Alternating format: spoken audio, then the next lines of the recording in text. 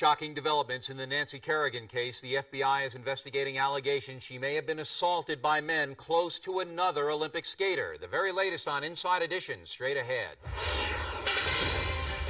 We got the story. Next flight to Chicago. We gotta go live.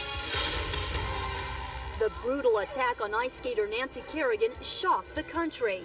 Now, in a sinister twist, there are claims that rival Tonya Harding's bodyguard and her husband were behind the beating. Today, on Inside Edition, the investigator who called in the FBI. We're going in. I laid down, I made pretend I was dead. And I watched the murderer get into the Jeep and take off. Playing dead may have saved his life, but his best friend wasn't so lucky. I want him back so bad. It's an incredible story of how one man beat death. It's a sad story of a man who police say would kill just to have another Jeep. Just one question. I feel weird. Garth's silly shenanigans keeps him rolling in the aisles. But guess who was the inspiration for Dana Carvey's crazy character? Garth was based on me, and I'm not really like Garth anymore. Did Dana's big brother Brad make him a box office smash? 2, 1.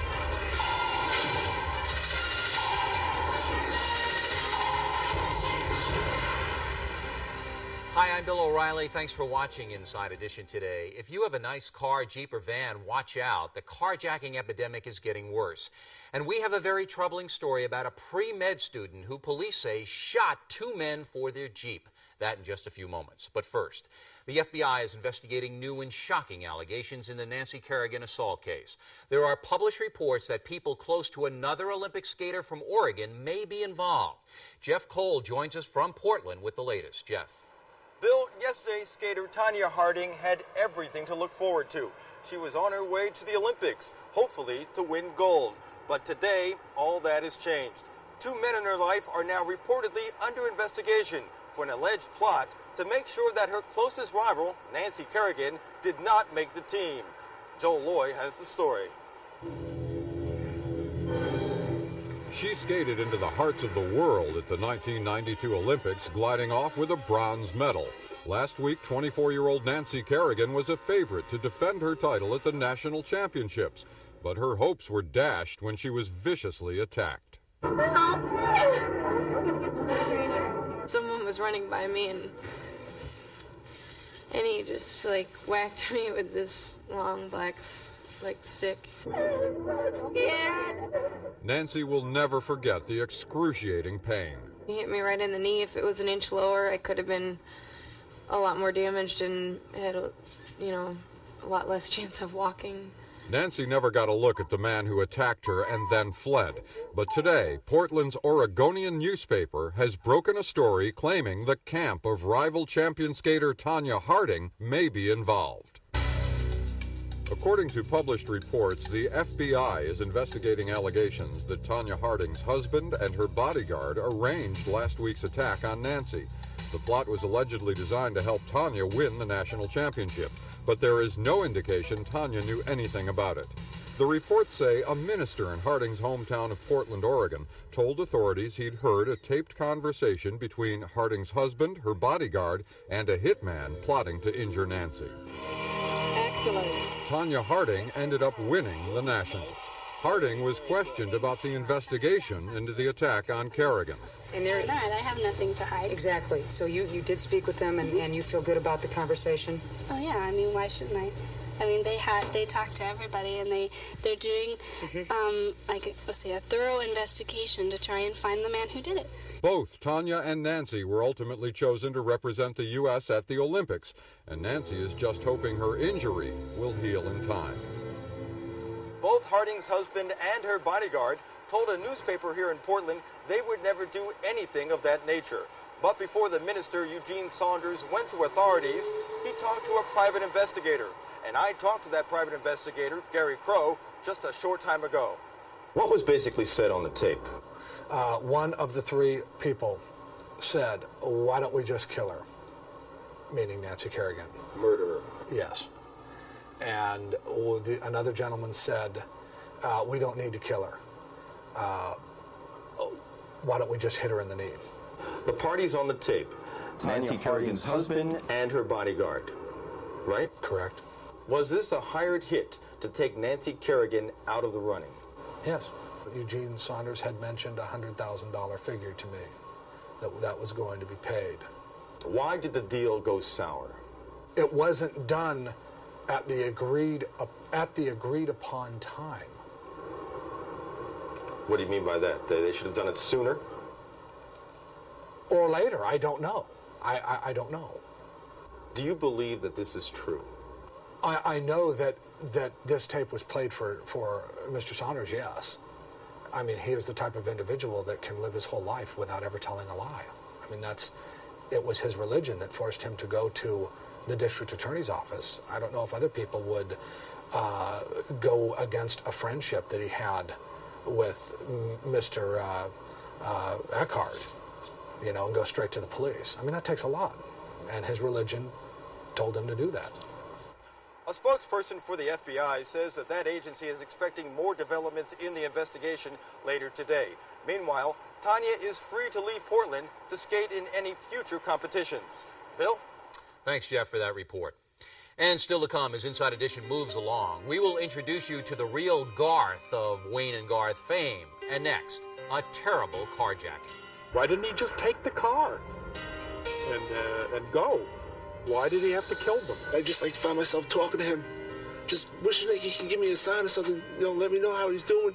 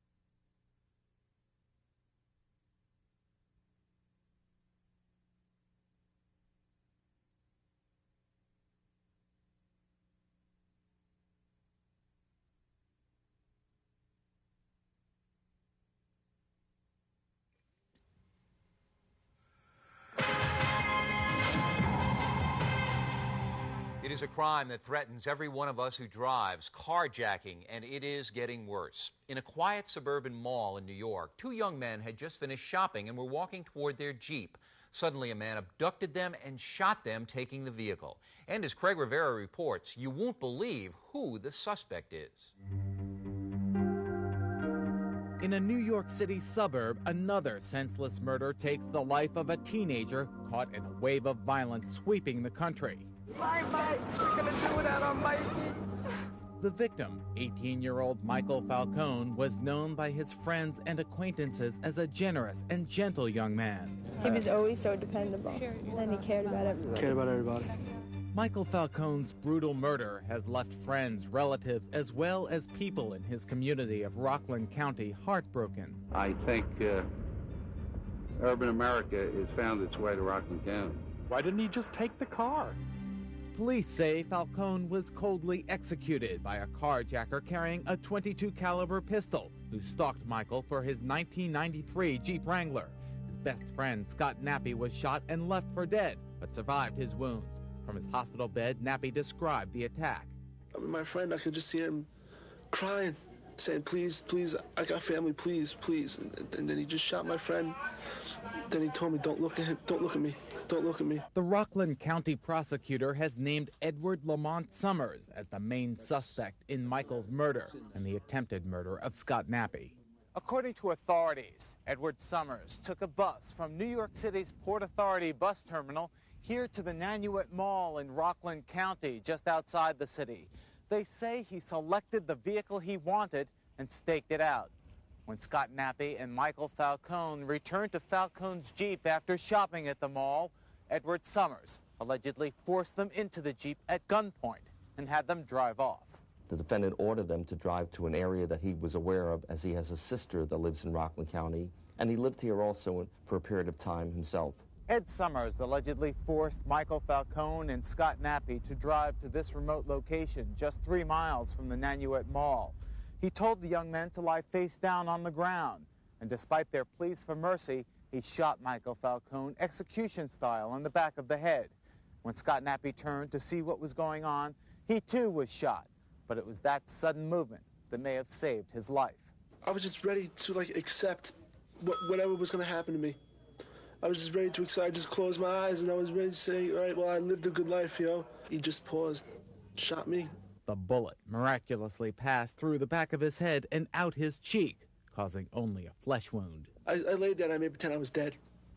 And I watched the murderer get into the Jeep and take off. That's when I got up and I said to my friend, I said, Mikey, you all right, you all right? And then all I heard was a couple of faint moans. And I said, don't worry about it, I'm gonna run across the street, I'm gonna get some help. Police were immediately notified, and only miles from where the shooting took place, Falcone's 1993 Jeep Wrangler was spotted heading back to the city, going across the Tappan Zee Bridge. He was then apprehended by Trooper Warren Brown of the New York State Police with assistance of other troopers.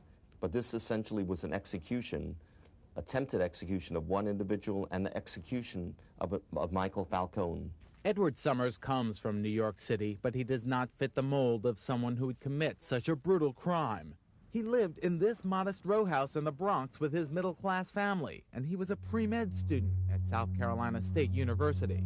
His mother told us that she never had a problem with her son. The only thing he lived for was going to school and becoming a dentist. Oh my God, what get into that child? Friends and neighbors could not connect the Ed Summers they knew with someone who would execute a young man for his car. What kind of man is he? He's a decent guy. I don't know what triggered this to happen. Very surprising, shocking to you. I am shocked.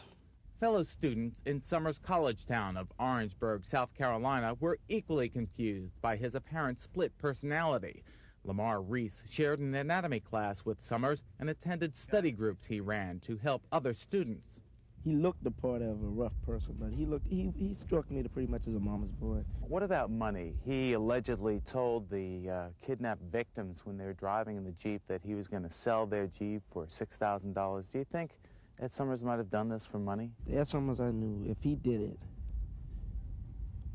I wouldn't say it was for money. Maybe it'd be because he had transportation problems. Ironically, Ed Summers had his own Jeep Wrangler. Here in his college town of Orangeburg, South Carolina, he was frequently seen driving this vehicle, now being held by the Orangeburg County Sheriff's Department. It has been reported that Summers had mechanical problems with his Jeep and may have wanted a newer vehicle. To New York is a 12-hour drive, and the Jeep he had pretty much could have broke down on the way back. These students used to play basketball with Summers, whom they knew as Ali, for his newfound interest in the Muslim religion. They said Summers was the type to stop fights, not start them. He's an AEB student. You know, he has a car. He lives just about on his own. What reason did it snap? Did he have a gun? Did he own a gun? As far as saying Ali had a gun, I had to dispute that. Yeah. Because Ali is like the flower that grows on the concrete in Brooklyn. To me, Ed had to tell me to my face, I did it, man. Summers would stay at his grandmother's house, 30 miles away from campus. Although his grandmother would not speak to us, his cousin did. The guy had everything, just put it away. He had everything in life that he ever wanted. He didn't have to ask for anything. No money problems? No, none at all.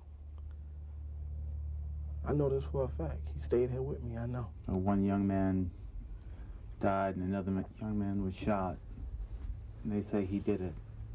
Yeah, they say he did it, but nobody knows what else happened besides that. He could have been provoked.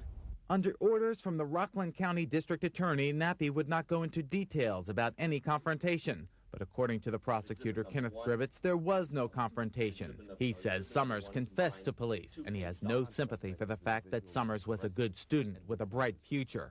I think that shows more culpability than anything else. He had the advantages of going to a college and education.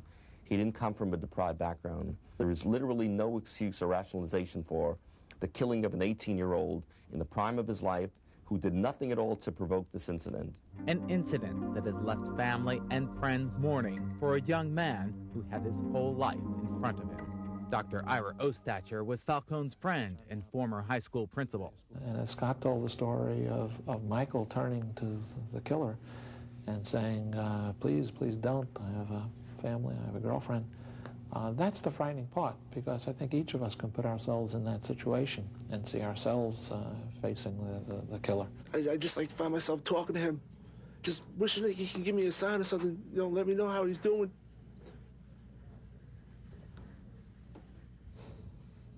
I want him back so bad.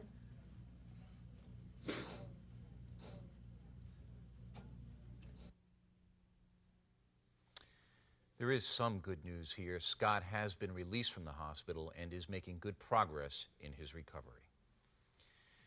Coming next, a most excellent story. We have found the real Garth. No way? Way. Shut up and kiss me. I think we're both just painfully shy. Being shy is one thing. Painfully shy is when you can't even look at a girl and talk to her.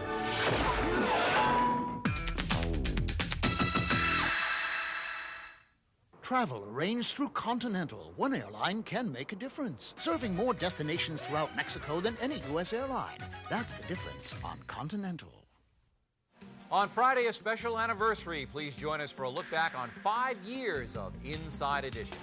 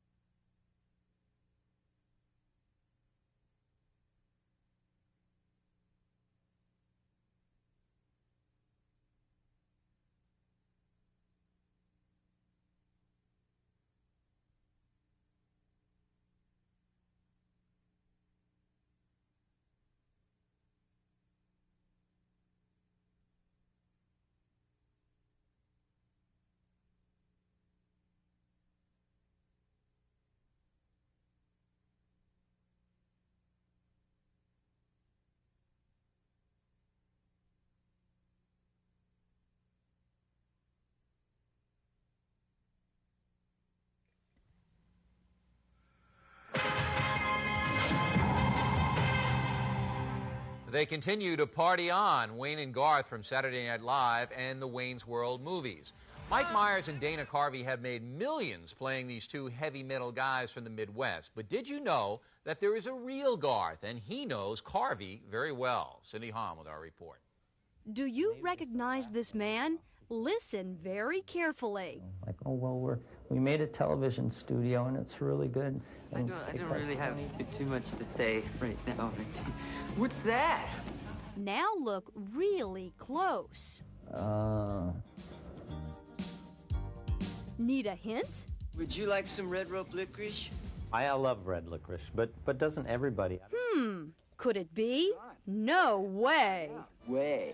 Well, Garth was based on me, and I'm not really like Garth anymore, except the people that know me well say I still am.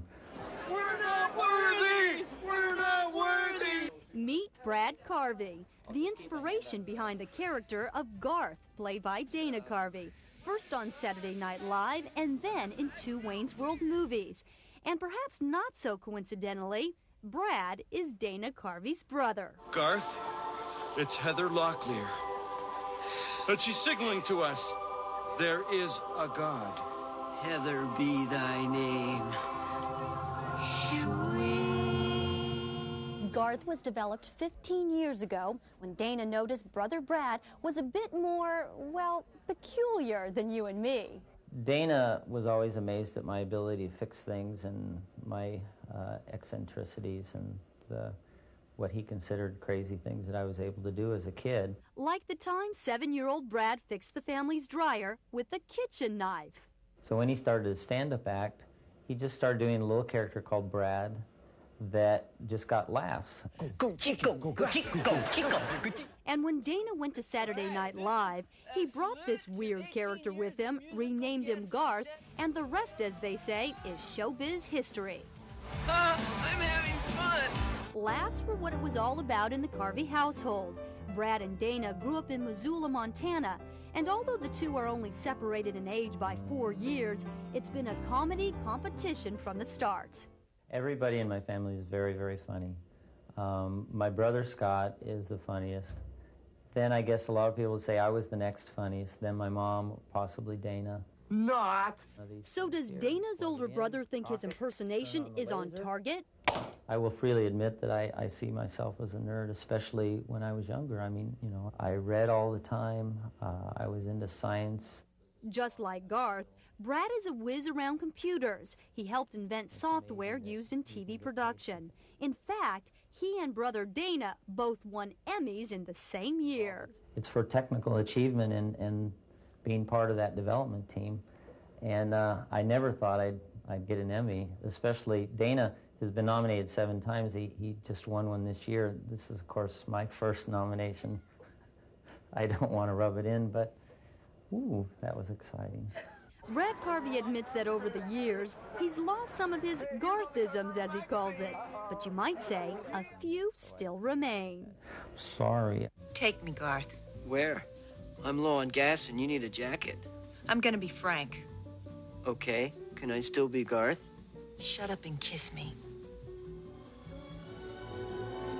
I think we're both just painfully shy. Being shy is one thing. Painfully shy is when you can't even look at a girl and talk to her.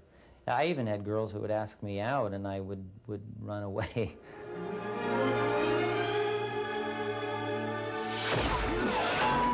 And does Brad really share Garth's love for junk food? This is probably my favorite junk food, Hostess cupcakes. I could eat the whole box without any problem. I like Squirt. This is not a product endorsement, I just like it.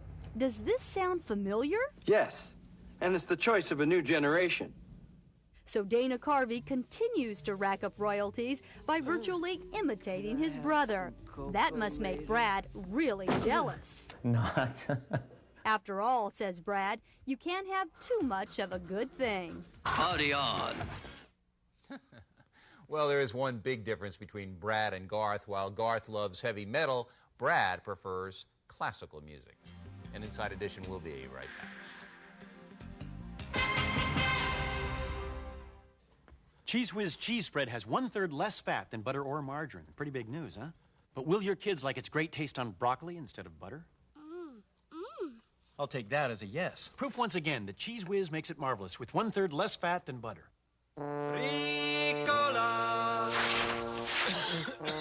Ricola. Ricola, natural herb cough drops. A pleasant-tasting blend of organically grown herbs and other natural ingredients from Switzerland. A 40-year-old woman who loves a kid cereal.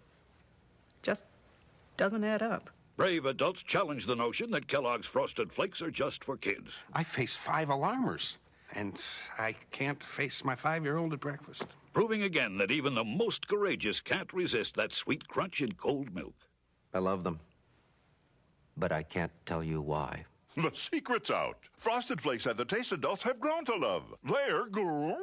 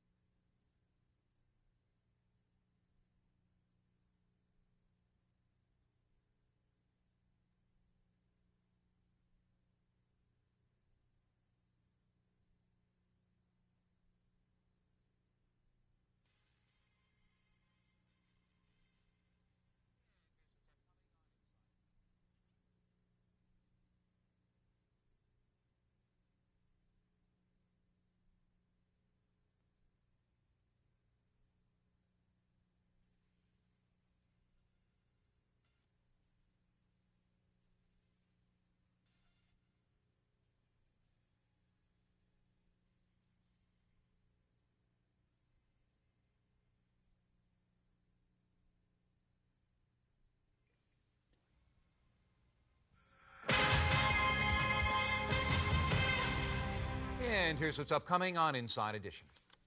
Inside Edition investigates an alarming trend.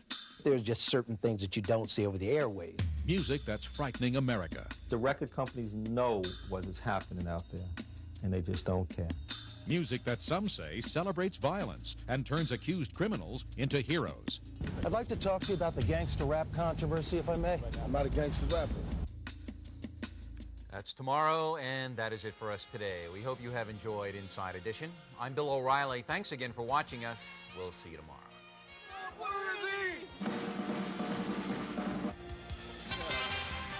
Take me, Garth. Where? Let's go! Garth, it's Heather Locklear. And she's signaling to us. There is a God. Heather be thy name. Can I have some cocoa later?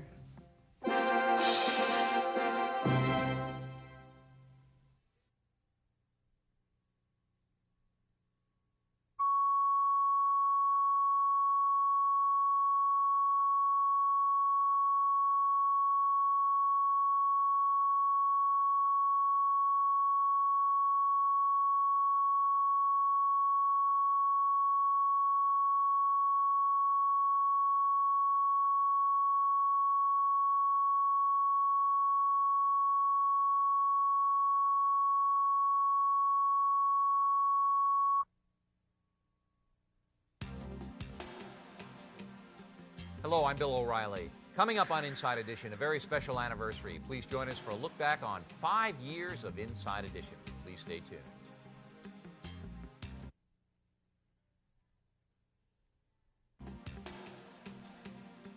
Hello, I'm Bill O'Reilly. Coming up after the news, a very special anniversary. Please join us for a look back on 5 years of Inside Edition. Please stay tuned.